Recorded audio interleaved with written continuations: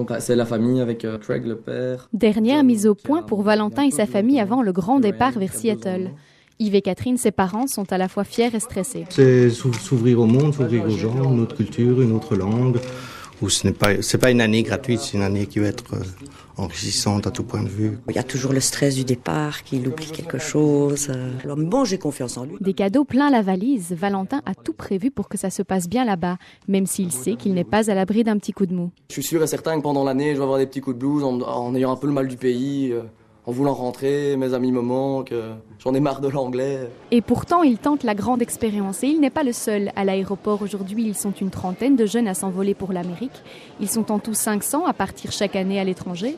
Adrien Buntix, porte-parole du WEP, le programme qui organise ce voyage. On ressent vraiment aussi ce besoin qu'ont les jeunes d'aller vraiment maîtriser une langue supplémentaire. Évidemment, l'anglais en fait partie. On se rend compte aussi que c'est une expérience, je dirais, pour les jeunes qui leur permet de garder en maturité, vraiment de se développer aussi de façon personnelle et de revenir aussi plus armés, plus matures pour affronter les études supérieures et après le monde du travail. Une belle expérience qui a un prix, 8 000 € de frais tout compris, mais pas de panique cependant pour les habitants de la région wallonne. Ce budget est amorti par le plan Marshall qui prévoit une bourse entre 2 000 et 6 000 €. C'est le grand départ pour Valentin Calhomme, 17 ans. Il part à Seattle avec l'organisation WEP. 1 an plus tôt, c'était sa sœur qui avait vécu la même expérience. Je lui ai écrit une lettre pour lire dans l'avion. C'est avec des petits conseils, principalement qu'il faut qu'il se concentre sur le moment, qu'il réfléchisse pas trop, qu'il se casse pas trop la tête et qu'il s'amuse en fait. Une expérience enrichissante, mais aussi particulièrement angoissante. Léonore est partie il y a 5 ans en Angleterre avec le même programme que Valentin. En 1 an, elle a appris à se connaître, mais elle retient surtout la différence de culture. Il y a le choc culturel qui est là, malgré tout, que ce soit au tout début ou 2 semaines plus tard. Est-ce que toi, tu es tombée sur une bonne famille d'accueil? J'ai eu pas mal de chance. Pour d'autres, c'était un peu plus difficile parce que les familles les accueillaient peut-être pas pour les bonnes raisons.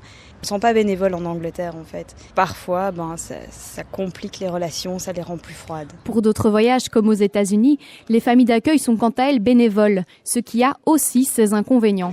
Adrien Buntix, porte-parole du WEP. C'est un engagement pour les familles, ça prend du temps aussi pour se décider, c'est un petit budget également en plus, et c'est quelque chose qui doit être réfléchi. Et en effet, ce n'est pas évident de trouver. Une aventure qui reste quand même exceptionnelle, puisqu'elle continue de séduire de plus en plus de jeunes chaque année. En région wallonne, il y a un budget spécial pour financer ce genre d'expérience. Il s'agit du plan Marshall. Il délivre des bourses entre 2 000 et 6 000 €.